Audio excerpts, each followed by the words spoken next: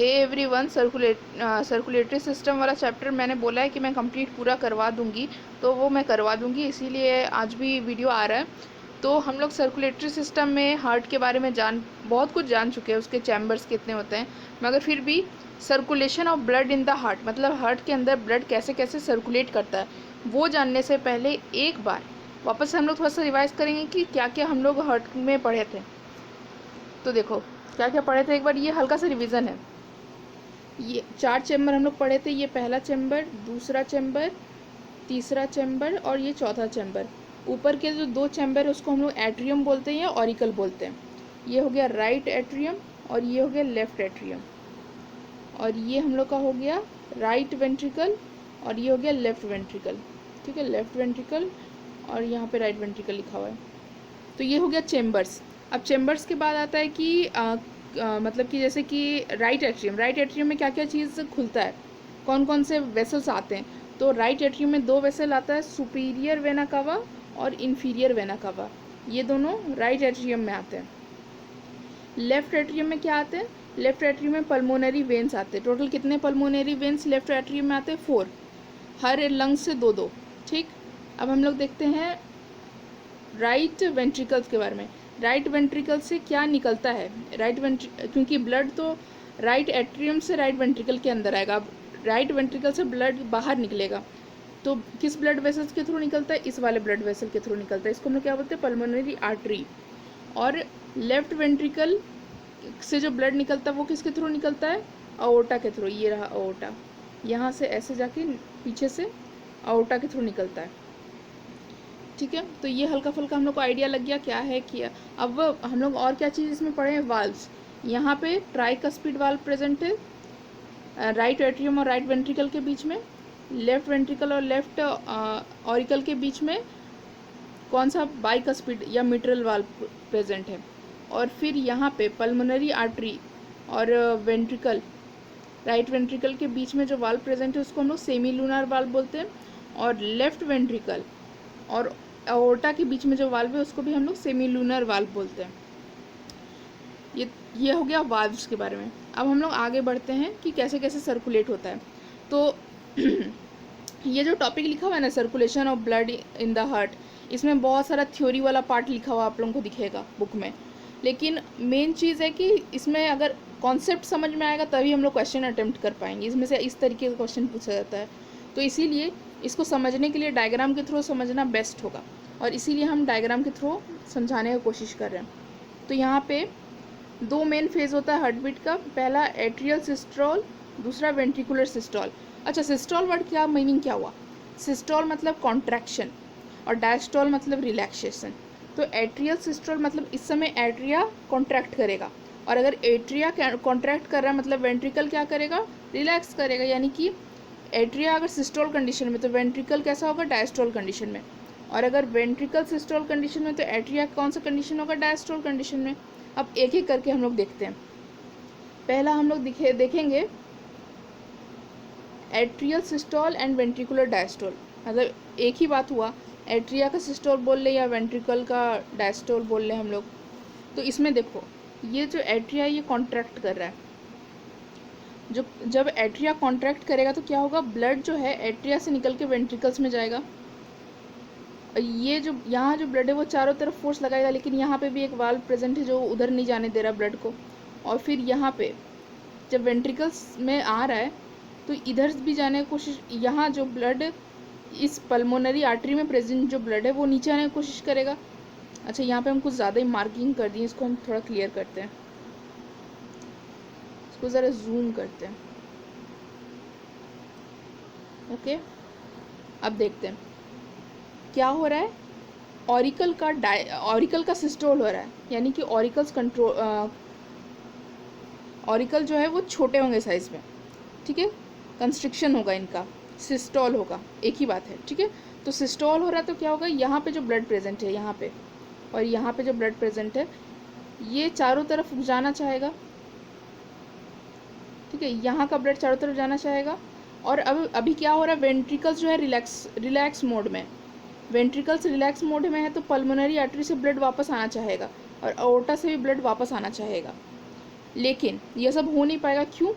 क्योंकि यहाँ पे ये जो सेमी लूनर वाल्व है ये बंद है, इसीलिए पल्मोनरी आर्टरी से और अओर्टा से वापस ब्लड वेंट्रिकल्स में नहीं आ पाएगा। तो वेंट्रिकल में ब्लड कहाँ से आएगा? वेंट्रिकल में ब्लड सिर्फ और सिर्फ ऑरिकल से अंदर आएगा। ठीक है, ये बात समझ में आया? अब हम लोग ज़रा देखते हैं ये वाला कंडीशन। यहाँ पे क्या हो रहा है? वेंट्रिकुलर सिस्टोल हो रहा है और ऑरिकल डायस्टॉल में है, यानी कि वेंट्रिकल्स कॉन्ट्रैक्ट कर रहा है। अब जब वेंट्रिकल कॉन्ट्रैक्ट करेगा तो फिर ब्लड कहाँ कहाँ जाना चाहेगा? ब्लड वापस ऑरिकल में जाना चाहेगा, लेकिन जब ऑरिकल में वापस जाना चाहेगा तो ये जो वाल्व प्रेजेंट है ये क्लोज हो जाएगा।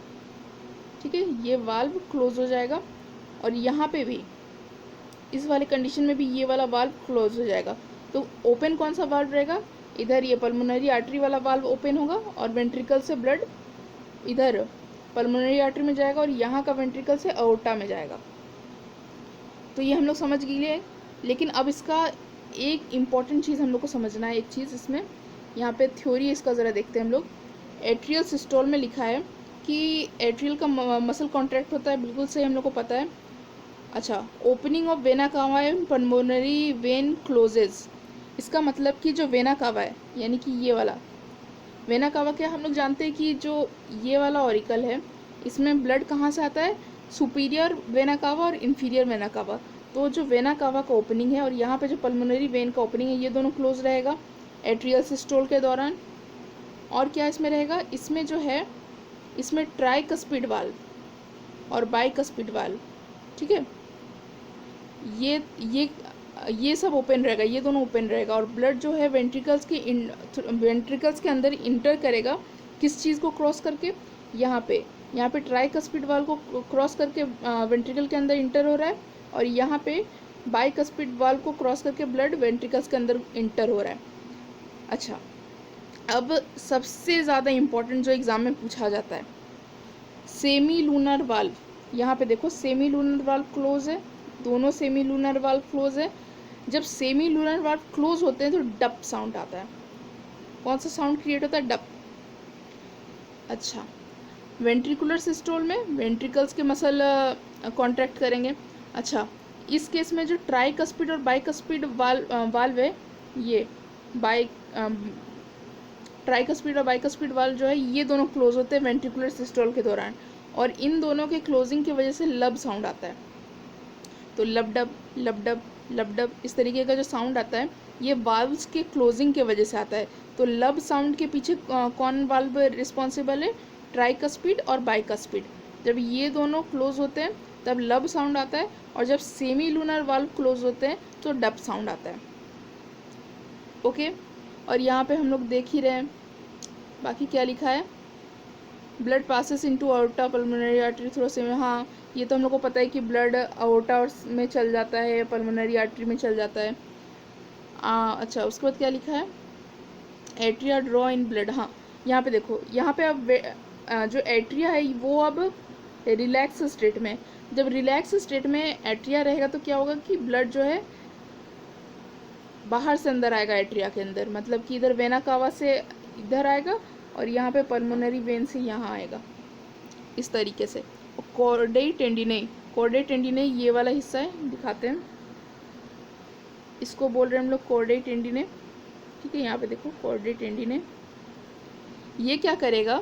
वाल्व्स को अपने पोजीशन में रखेगा, वरना वाल्व्स को अपना पोजीशन में रखना ज़रूरी है ना, वरना वाल्व्स ऐसे ही ओपन क्लोज होते रहेंगे तो फिर गड़बड़ हो जाएगा ना। सही टाइम पे उसका ओपनिंग और सही टाइम पे क्लोजिंग ज़रूरी है। अब हार्ट बीट, यहाँ पे हम लोग वही चीज़ बोला है जो हम लोग ऑलरेडी जानते हैं। हार्ट बीट को हम लोग कार्डियक साइकिल भी बोलते हैं, स्टेप्स ऑफ हार्ट बीट, मतलब जिस स्टेप में हार्ट बीट होता है उसको कार्डियक साइकिल बोलते हैं। इसमें कौन कौन सा फेज़ आता है? कॉन्ट्रैक्शन का फेज़ आता है, कॉन्ट्रैक्शन को हम लोग सिस्टोल भी बोलते हैं और एक्सपेंशन को हम लोग डायस्टोल बोलते हैं। जो कार्डियक साइकिल होता है वो कितने देर का होता है? 0.85 सेकेंड का होता है, जिसमें कि सिस्टोल होता है किसका? ऑरिकल का सिस्टोल 0.15 सेकेंड का होता है, वेंट्रिकल का सिस्टोल 0.30 सेकेंड का होता है और पूरा चैम्बर रिलैक्स्ड 0.4 सेकेंड के लिए होता है। मतलब देखो, जो ऑरिकल है वो कुछ देर के लिए कॉन्ट्रैक्ट हुआ, उस समय वेंट्रिकल रिलैक्स स्टेट में रहेगा, फिर वेंट्रिकल जब कॉन्ट्रैक्ट करेगा तो ऑरिकल रिलैक्स स्टेट में रहेगा, और कुछ टाइम ऐसा आता है जब दोनों रिलैक्स स्टेट में रहते हैं, उसको हम लोग जॉइंट डायस्टोल बोलते हैं।